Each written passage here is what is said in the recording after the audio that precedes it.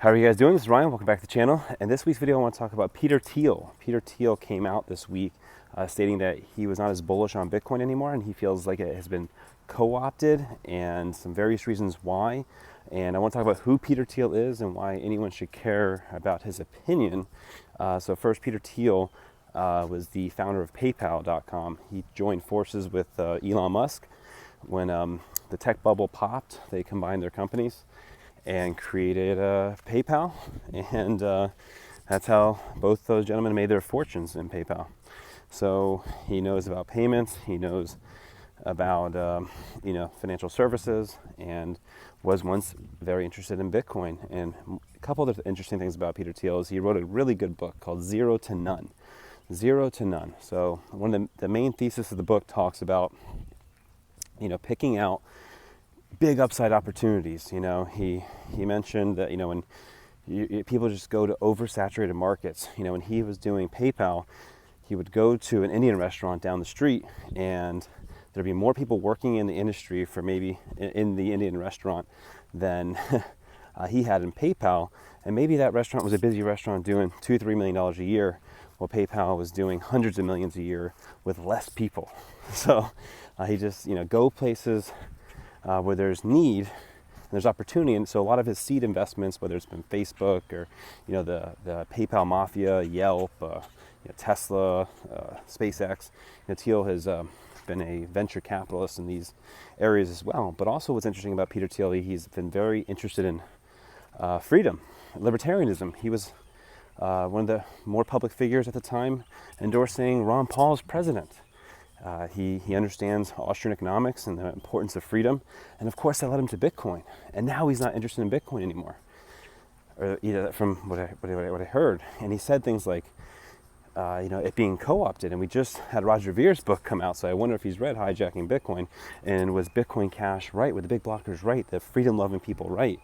And I know there are some freedom-loving people in Bitcoin, and I do think they have been misguided, and that's it's harder to explain to someone they've been fooled than to fool someone. It's harder once they're already fooled to let this go. But there's also a lot of people that are just speculators in Bitcoin, don't really care about it.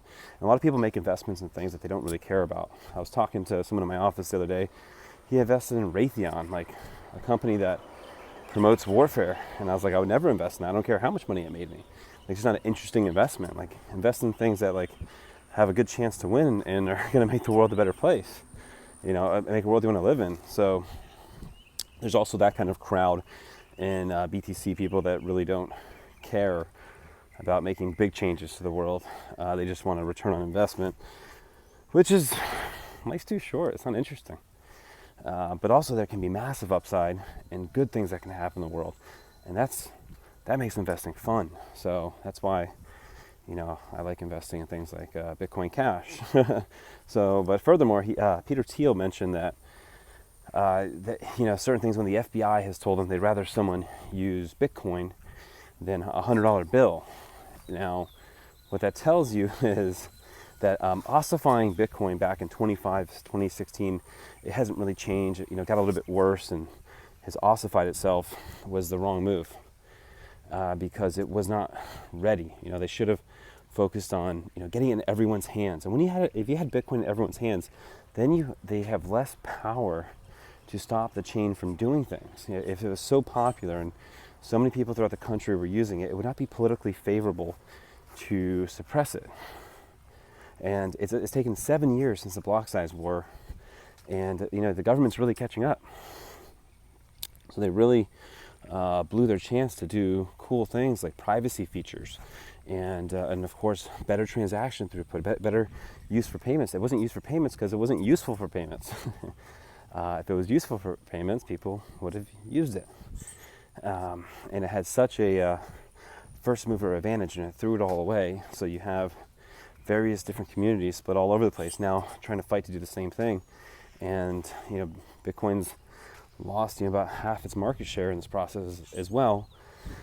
Now something to think about too is that while Thiel says these things and he's not as bullish on it, I think there's still like this case to say like Bitcoin might not be like this great invention for like human freedom anymore, but also like could be a good investment, right? Like if it's a good tool for tyranny, it could become a good investment. If governments start buying it up and creating sketchy L2s that allow them to be dishonest with how many bitcoins they have and let people pay some, trade around IOUs of bitcoins, they can simultaneously, gain control and have the reserves. This trend of tyranny. If you're into investing in tyranny, there could be an opportunity there, but I don't really know. So to say I'm bearish on Bitcoin's price, I wouldn't be there because I think tyrants could be interested in it. But